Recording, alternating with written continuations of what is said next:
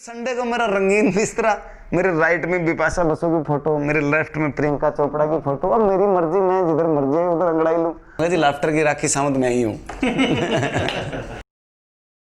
नमस्कार साथियों, मैं रमन सारण लक्ष्य कोचिंग के ऑनलाइन चैनल में आप सभी का स्वागत करता हूं। साथियों, आप आज एक संवाद कार्यक्रम में हम मिलने आए हैं एक ऐसी शख्सियत से जिन्होंने एक मध्यम फैमिली से उठकर, एक बिल्कुल मध्यम वर्ग से उठकर धरातल पे मेहनत करके और अपने दम पे अपनी हुनर के कारण बॉलीवुड में जिन्होंने अपना नाम कमाया। और एक गाना था जो आप सभी जानते हैं और सुना ही होगा। उस गाने के बाद उनकी चर्चाएं आसपास के क्षेत्र में होने लगी और आज वो ग्रामीण क्षेत्र में एक बहुत अच्छा कार्य कर रहे हैं। ग्रामीण क्षेत्र के अंतर्गत उन्होंने ग्रामीण युवाओं की प्रतिभाओं को निखारने का कार्य कर रहे हैं। और मैं मिलाना चाहूँगा एक ऐसी शख्सियत जिसके बारे में जान को आपके आश्चर्य होगा, उनके निजी जीवन के बारे में, जो आज यहाँ तक किस तरह से आज उन्होंने ये मुकाम हासिल किया। तो मैं ख्याली जी सारण का बहुत स्वागत करता हूँ लक्ष्य कोचिंग के इस चैनल में। थैंक यू लक्ष्य के सभी स्टूडेंट्स, लक्ष्य को प्यार करने वाले सभी लोग और लक्ष्य की पूरी स्टाफ टीम को, सबको मेरा बहुत बहुत धन्यवाद, नमस्ते। और आप सब आए इसके लिए आपकी पूरी टीम का बहुत बहुत स्वागत है। तो ख्याली जी, आप जो शुरुआत में आप एक लोगों को मुस्कान देने के लिए जाने गए थे, एक हास्य कलाकार के रूप में बॉलीवुड में अपना हुनर दिखाया। और आज जो आप ये ग्रामीण क्षेत्र के अंतर्गत इतना बड़ा आप स्कूलिंग क्षेत्र में, स्कूल के जो युवा हैं ग्रामीण क्षेत्र से, उनको आगे पहुंचाने का कार्य कर रहे हो, तो आप अपने बारे में थोड़ा सा बताओगे हमारे दर्शकों को। सर, जिन्होंने एमए कर लिया, पीएचडी कर ली, वो 5वीं तक का स्कूल खोल लेता है अगर वो अपने काम में फेल हो जाता है। जिन्होंने बीए करी है, 12वीं में फंस गया, फेल हो गया, वो 10वीं तक का स्कूल खोल लेता है। जो 8वीं 10वीं में फंस गया, फेल हो गया, वो 12वीं तक खोल लेता है। मैं फिर बिल्कुल ही पढ़ाई में निल था, तो मैंने फिर सैनिक स्कूल खोला।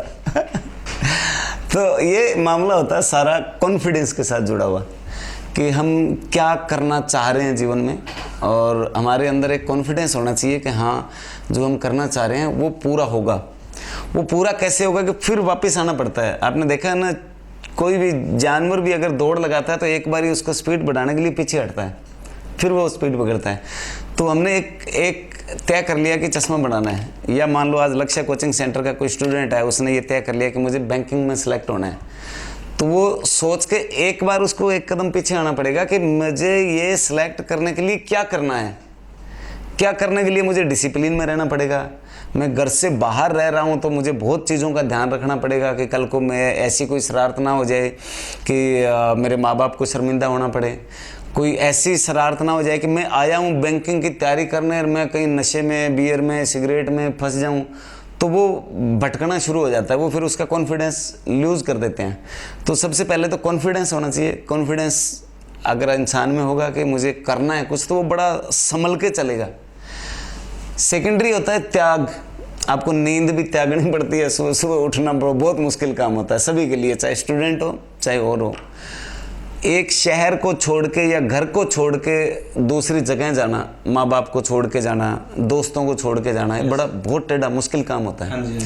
तो ये जो त्याग है, नींद का त्यागना या अपने दोस्तों का त्यागना, और उसके बाद मन नहीं कर रहा है पढ़ाई का, मस्ती करने का मन है, फिर भी उस चीज़ को त्यागना, तो ये कुछ चीज़ें हैं जो कॉन्फिडेंस है, त्याग है, यही इंसान को आगे बढ़ाती है। मेरा शुरू से ये कॉन्फिडेंस रहा कि मैं मतलब हर कहीं टांग अड़ा लेता था। तो मैं जब कपड़ा मिल में नौकरी करता था तो मेरा ये हाथ पूरा मशीन में आ गया था, 13 जगह से टूट गया था ये।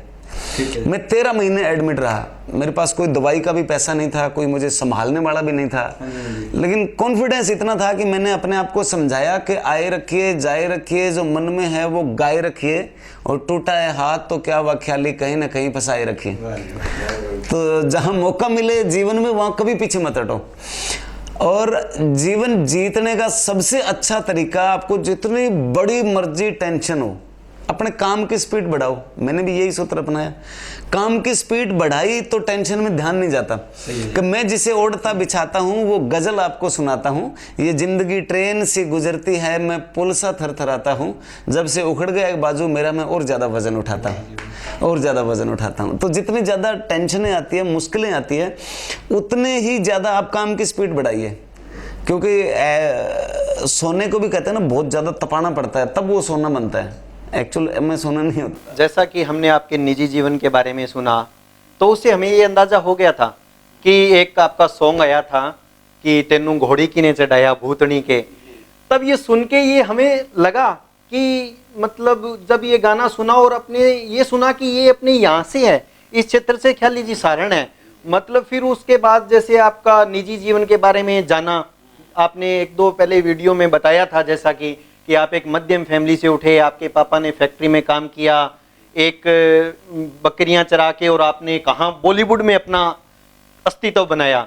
तो कहीं ना कहीं युवाओं को उसी अवधारणा पे चलना चाहिए। किस तरीके से बता रहा था कि कॉन्फिडेंस, आपके अंदर कॉन्फिडेंस होना चाहिए, हाँ जी, त्याग भी होना चाहिए, समर्पित भी होने चाहिए। आप टेंशन के समय आप सिर्फ काम पे ही ध्यान दो तो वो टेंशन अपने आप ही हार जाएगी। ये छोटी छोटी सूत्र है जो इंसान को आगे बढ़ाते हैं। और जितने जो बड़े लोग हुए हैं उनको आप पढ़िए, उनको आप पढ़ेंगे तो हमें पता लगेगा ना कि उनके अंदर क्या दर्द था। मैंने ताऊ देवीलाल जी की हिस्ट्री पढ़ी कि वो 14-15 साल की उम्र में जेल चले गए थे। अगला उनका चैप्टर पढ़ा कि वो लाहौर की जेल में भगत सिंह के साथ भी रहे थे। जब उनको 23 मार्च को भगत सिंह को शादी होती है, 30 फांसी होती है 30 मार्च को शायद, उससे लगभग 7 दिन पहले ही वो वहां से छूट के आए थे। तो देखा भी यार, उनका जुनून देखा, उनका दम देखा। हमारे यहाँ के बहुत सारे ऐसे लोग हुए, केदार जी हुए, हमारे यहाँ हरिराम जी मक्कासर हुए, तो और भी जितने भी लोगों को जो भी आपको ये लगे ना कि हाँ ये कुछ है, उस लोग की जीवनी पढ़िए आप, तो हमें पता लगेगा कि हाँ यार हमारा जो कष्ट है वो तो कुछ नहीं है उसके आगे। आज तो हमें सुविधाएं हैं सारी, फोन की, गाड़ियों की, एक दूसरे से संपर्क में रहने की। उन लोगों ने तो तब इतिहास रचा जब कुछ था ही नहीं। के जीवन में सबसे आइडियल पर्सन? सर आइडियल मैं खुद ही हूँ मेरा। और वैसे मुझे इतने लोग मिले जिनकी मैं कोई गिनती नहीं कर पाया। मतलब मैंने बहुत लोगों को पढ़ा, बहुत लोगों से सीखा, जिनका मैं अभी जिक्र कर रहा हूँ। इतिहास बहुत लंबा है। मैंने हर एक, मतलब गांव में भी मैं एक मजदूर भी था तो उससे भी सीखा कि यार ये बंदा सुबह निकलता है 6 बजे और रात को 7 बजे घर आता है, पूरे दिन ये पत्थर उठाता है, तब इसको जाके 60 रुपये मजदूरी मिलती है और ये अपने बच्चों का पेट पालता है। तो वो भी मेरा आइडियल बन गया। तो अभी कल एक मेरी एक बहुत पुरानी सिस्टर आई हुई थी गग्गर में, जहाँ मैं पशु चराने जाता था। तो वो दीदी मुझे बोलती थी कि पशु घेर के लाओ मगर मेरे को किश्ती सिखाओ। तो उन्होंने मुझे किश्ती चलानी सिखाई जब मैं 7-8 साल का, 10 साल का रहा हूँगा। तो वो भी मेरे आइडियल ही हैं, वो भी मेरे गुरु ही हैं। तो ऐसे बहुत बहुत आइडियल। और बड़े को तो जितने मैंने डेल कार्नेगी को भी पढ़ा, मैंने स्वाजर्ट को भी पढ़ा, मैंने हरिशंकर परसाई को पढ़ा, मैंने रामायण भी पढ़ी, गीता भी पढ़ी, कुरान शरीफ भी पढ़ी, बाइबल भी पढ़ी, गुरु नानक देव जी का ग्रंथ भी पढ़ा। तो मुझे वो सभी आइडियल बनते गए मेरे, जिनको मैं पढ़ता गया मेरे लिए सारे आइडियल बन गए। आइडियल क्या होता है कि हम किससे प्रभावित हो रहे हैं। अगर कोई बच्चा आज 1 साल मन लगा के तैयारी करे तो उसको सक्सेस 101% मिलती है। तो सर आपका कोई फिल्म का जो आपको सबसे जो खुद को मोटिवेट करता है डायलॉग कोई जो आपको? मेरा सर शुरुआत हुई लाफ्टर चैलेंज 2 से, मैं विनर रहा था उसमें। और बहुत चैलेंजिंग वाला काम था मेरे लिए, क्योंकि एक तो टीवी का और दूसरा कॉन्फिडेंस ये था कि मेरा 12 साल का एक्सपीरियंस था। मैं गंगानगर सीखता रहा 6 साल चंडीगढ़ सीखता रहा। तो वो मेरा विनर रहने के बाद मेरा कॉमेडी सर्कस शो एक सोनी टीवी पे शुरू हो गया, बहुत बड़ा 3 साल चला। उसी दौरान मेरी फिल्मी शुरुआत हो गई, बॉम्बे टू गोवा, फिर भावनाओं को समझो, फिर सिंह इज किंग आ गई। तो जो कार्यक्रम मेरे आते गए मेरी पहचान बनती गई। लाफ्टर शो आया तो कहते अरे ये लाफ्टर वाला ख्याली है। कहीं भी एयरपोर्ट पे, स्टेशन पे या शो में जब लोग मिलते थे। कॉमेडी सर्कस हिट हुआ तो कहते अरे ये कॉमेडी सर्कस वाला ख्याली है। जब सिंह इज किंग आई उसमें एक गाना बड़ा हिट हुआ, दुल्ला की ने बनाया भूतनी के, तो लोग भी डायरेक्ट हो गए कि भाई साहब आप वो भूतनी वाले नहीं हो। तो सर लोगों के मन में एक सवाल अभी भी है, जब भी दूल्हा बनता है तो उसके जो दोस्त होते हैं वो ये गाना जरूर चलाते हैं कि तेनू घोड़ी की ने चढ़ाया भूतनी। तो वो भूतनी का कौन था सर? वो भूतनी का आज तक कोई नहीं पकड़ पाया, क्योंकि हर एक ही उस सिलसिले से गुजर चुका होता है। मेरे को भी पूछते हैं कि जी आपको दूल्हा किसने बना दिया, मगर भाई ये अनीस बज्मी की देन थी। वो अनीस बज्मी की देन थी, जो दुनिया का सबसे महंगा घोड़ा अक्षय कुमार मेरे लिए लेके आया और मुझे उसके ऊपर पीठ पे चढ़ के दूल्हा बनने का मौका मिला। तो ये सर दौर बदलने के साथ साथ पहचान बदलती गई। पहले कि जी ये लाफ्टर वाला ख्याल नहीं आ रहा है, कॉमेडी सर्कस वाला ख्याल नहीं आ रहा है। जब गाना हिट हुआ तो बोले जी ये तो भूतनी वाला नहीं है। मैं कहा हाँ जी भूतनी वाला हूँ। तो मैं कहता भी हूँ स्टेज पे, मगर लाफ्टर के जितने भी आए उसमें आइटम सॉन्ग का सिर्फ मुझे ही मौका मिला।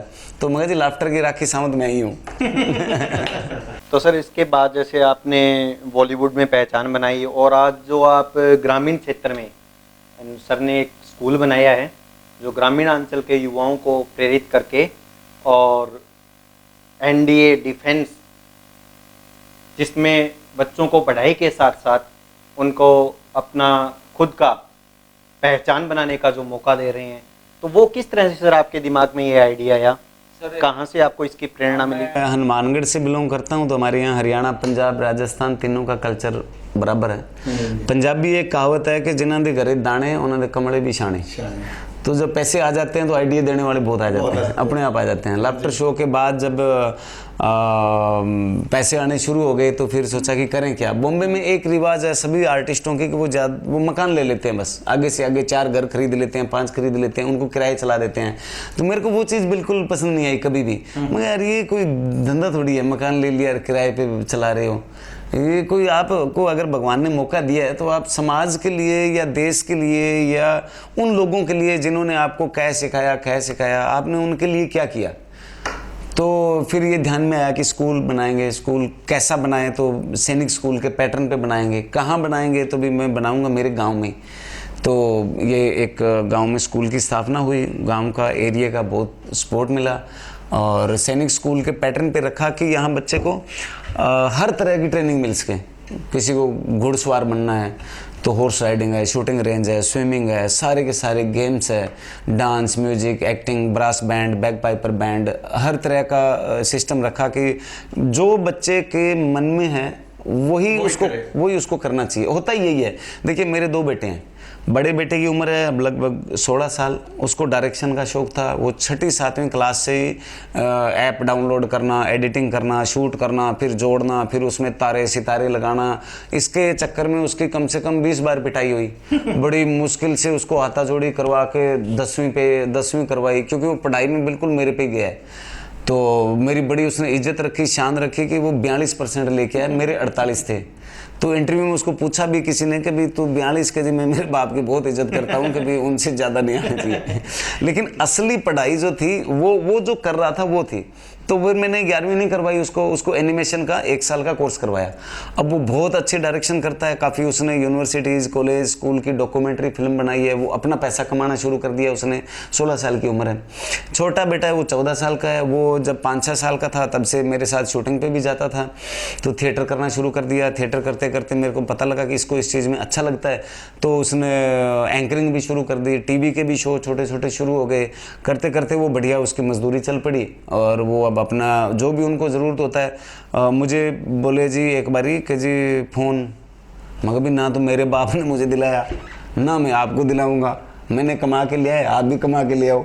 तो उसके बाद उनको इस चीज़ का गुस्सा भी आ गया। तो फिर उन्होंने शुरू किया। अब उनको जो लैपटॉप, फ़ोन, कैमरा जो भी उनको खुद वो शूट करते हैं, अच्छे उनके प्रोग्राम भी चल रहे हैं। डेडिशन टीवी के नाम से चैनल है। तो वो अपना जो भी उन्होंने बनाया वो खुद अपना बनाया है, जो मैं ये चाहता था कि ये खुद अपना तैयार करे। तो ये सब भी माँ बाप के लिए ये ज़रूरी भी है कि वो बच्चे की पढ़ाई असली वो है। ठीक है, आप कह गए ABCD सिखाया, आपने उसको किताब पढ़ने के काबिल बना दिया। अब आप उसको तैयारी करवा रहे हैं, कोई बैंकिंग के करवा रहा है, कोई RS की, IS की, IPS की, वो भी बहुत अच्छी बात है कि वो आगे देश की, समाज की सेवा करेगा।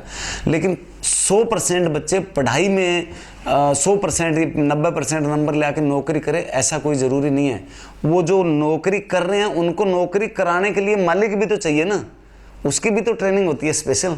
तो वो ट्रेनिंग भी साथ साथ चलें। जो बच्चे का इंटरेस्ट है, जो वो सीखना चाह रहा है, वो चीज़ भी उसको ज़रूर कराएं। कोई अगर पेंटर बनना चाह रहा है तो पेंटिंग का भी तो एक बहुत बड़ा कैरियर है।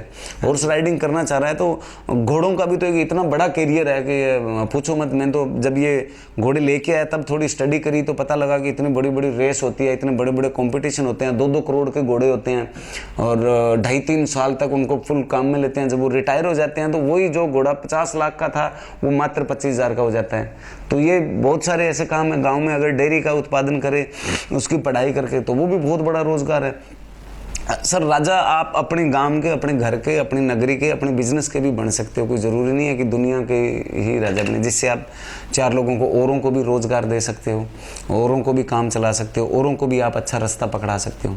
बहुत सारी ऐसी चीज़ें होती है आगे बढ़ने वाली। अक्सर देखा जाता है कि सर कोई बड़ी इंडस्ट्री में जाने के बाद, जैसे आप बॉलीवुड में जाने के बाद अपने खुद के गांव में पहचान बनाई, तो अक्सर लोग करते हैं कि जो गांव में आने के, जो गांव से निकल गया और कुछ ऊपर पहुंच गया तो अपने गांव को भूल जाता है। लेकिन इन्होंने ऐसा नहीं किया। इनको नाम कमाने के बाद अपने क्षेत्र के युवाओं को आगे ले जाने के लिए ये धरातल पे जो अभी वर्क कर रहे हैं, बहुत अच्छा काम कर रहे हैं। तो ये थे हमारे साथ ख्याली जी सारण। एक ऐड आती है ना कि जो रास्ता गांव से शहर जाता है वो शहर से वापस गांव को भी तो आता है। और एक फिल्म का डायलॉग भी है कि धंधा कोई छोटा नहीं होता और धंधे से बड़ा कोई धर्म नहीं होता। तो वो बात इन्होंने कही कि कोई भी काम हो वो मन लगा के करो और अपने काम के अंदर महारत हासिल करो कि अपना नाम बने। कोई भी काम छोटा नहीं होता कभी भी। तो ये थे ख्याली जी जिन्होंने अपनी एक गांव से उठ के अपनी बॉलीवुड तक पहचान बनाई और एक हास्य कलाकार के रूप में अपनी जो शख्सियत है उसको बनाया, लोगों को सामने अपने हुनर को दिखाया और आज बहुत अच्छा ये काम कर रहे हैं। तो दोस्तों इनके जीवन से हमें प्रभावित होकर और अपने जो अभी अब हमारी उम्र है कुछ कर गुजरने की, एट ए टाइम हमारे पास वो मौका है, हमें उसी समय का सदुपयोग कर और इसी में से कुछ टाइम निकाल कर और अपनी दिशा को चुनना है कि हम किस तरीके से जाना चाहते हैं। आज कोई गांव में नुक्कड़ नाटक करके और कोई उम्मीद नहीं कर सकता था कि एक नाटक और एक जो गाने गा के और कोई बॉलीवुड में पहचान बनाए, लेकिन इन्होंने कर दिखाया। तो हमें इनको जीवन से प्रभावित होना चाहिए। हमारे पास इनके ये बताते हैं कि हमारे समय में हमारे पास संसाधन नहीं थे। सर एक तो सबसे पहले तो स्टेज नहीं मिलता। हाँ जी। कि आप करोगे कहाँ, आप करना तो चाहते हो लेकिन आप करोगे कहाँ। तो मेरी याद आ रहा है हमने 94 में वहाँ के कलेक्टर महोदय को लेटर दिया कि सर पाकिस्तान की बॉर्डर पे जितने गांव हैं वहाँ हम नशा मुक्ति और साक्षरता के नाटक करना चाहते हैं। तो उन्होंने एसडीएम साहब को एक ड्यूटी लगा दी और हम सारे सरपंचों को लेटर भेज दिया कि ये टीम आ रही है, आप उनकी व्यवस्था करो। हाँ, एक गांव में हम गए नाटक करने, हमें सीधा स्कूल में चले गए, सरपंच को समाचार भिजवाया। तो सरपंच साहब आए जी, लंबे चौड़े एक सरदार जी तगड़े से, उनके यहाँ पिस्तौल टंगा हुआ, उनके पीछे 2 लड़के बंदूकें लिए हुए, उनके पीछे 2 गंडासे उठाए हुए। तो स्कूल के रूम में से मैं बाहर निकला ही था जस्ट मुंह धोने के लिए, तो कहता हाँ मुंडे नाटक वाला तू है। मैं उनका सीन देखा, मगर नहीं जी मैं तो नाटक वाला नहीं हूँ, मैं तो ड्राइवर हूँ, वो नाटक वाले अंदर है। तो वो पूरा ही आया दरवाजे में, हाँ खड़े हो भी नाटक वाले सारे। और वो बच्चे तो थे ही 17-18 साल की उम्र से, खड़े हो किसी बोला ना जाए क्योंकि दरवाजे के अंदर तो सरदार जी फिट हो गए पूरे। तो फिर उनको बताया, मगर हाँ जी हम ही नाटक वाला। अच्छा कितने करना है तुसी, मगर जी आप बताओ कहाँ करना है। उथे चौराहे च कर दो, मगर ठीक है जी वहाँ कर देते हैं। तो वहाँ पता लगा कि वहाँ ऑलरेडी उनकी कोई लड़ाइयाँ चल रही है पुरानी। तो उस वहाँ दोनों साइडों में दोनों पार्टियां बंदूकें ले लेके, इधर 15-20 लोग बैठे हैं, इधर 15-20 लोग बैठे हैं, बीच में हमारे नाटक चल रहे हैं। जो नाटक हम पौन घंटे के 2 करते थे, 1.5 घंटा, वो हमने 25 मिनट में खत्म कर दिए दोनों। तो डर था कहीं ना कहीं। एक जगह हम नाटक करने के, हमारे एक लड़का था वो बहुत अच्छा परफॉर्मर था, डांस बहुत अच्छा करता था, जेसीटी मेल भी मेरे साथ काम करता था। वो रोज कहता था डांस करवा दो, मेरा डांस करवा दो। मगर नहीं यार सरकारी प्रोग्राम है, हम यहाँ नक्शा मुक्ति और साक्षरता का मैसेज देने आए, नाटक करने आए हैं। तो लास्ट दिन जहाँ कालिया हमारा एक प्रोग्राम था गंगानगर के पास है, तो वहाँ जो सरपंच था वो कोई रंगीला आदमी था।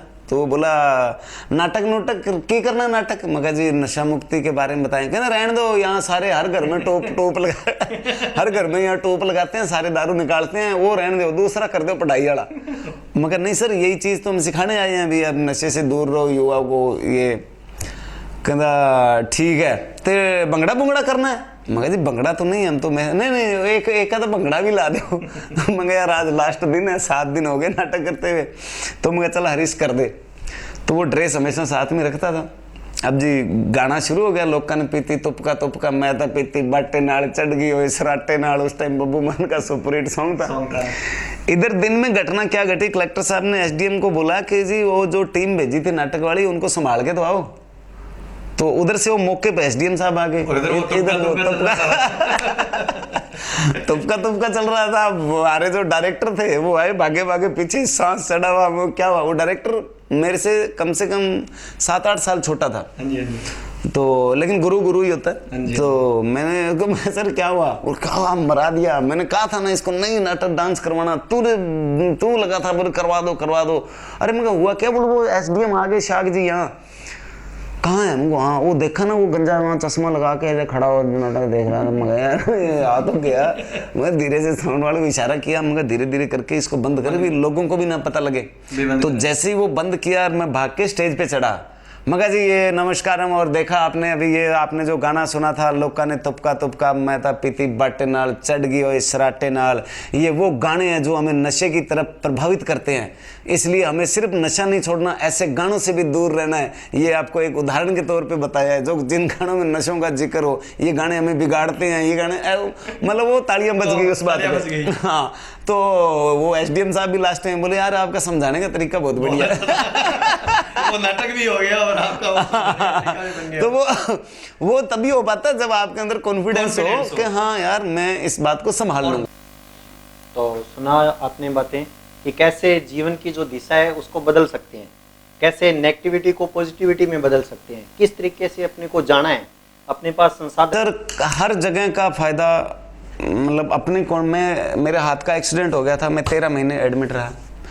मेरे पास सबसे बड़ी प्रॉब्लम थी कि कोई रहने वाला नहीं था, दूसरी प्रॉब्लम थी कि दवाई के पैसे नहीं थे। तो मैंने धीरे धीरे कंपाउंडरों से दोस्ती कर ली, और सुबह शाम मेरे तो यहाँ प्लास्टर लगा होता था, हाथ में एक रस्सी बंधी होती थी। धीरे धीरे मेरे को वो कंपाउंडर देखिए जिम्मेदारी दी नहीं जाती, जिम्मेदारी ली जाती है। तो मेरे को शौक था, मैं मरीजों को ऐसे संभालता रहता था। किसी को पानी नहीं है, किसी को चाय नहीं है, किसी को, मैं तो घूमना फिरना पेट में मेरे कोई दिक्कत नहीं थी। तो कंपाउंडर भी मेरे को जिम्मेदारी देने लग गए कि यार ख्याली हम रोटी खा के आ रहे हैं, तो वो उसको 5 नंबर को हरी गोली दे देना, वो 6 नंबर को पीली गोली दे देना, उसको वो बोतल कम कर देना, उसको वो ज़्यादा कर देना। तो मैं कंपाउंडर बन गया। मैं तो रोज ही 8:45 बजे चला जाता था वहाँ पे, जिसको हरी देनी होती थी उसको हरी, जिसको पीली देनी होती थी पीली, किसी की बोतल कम किसी की ज़्यादा।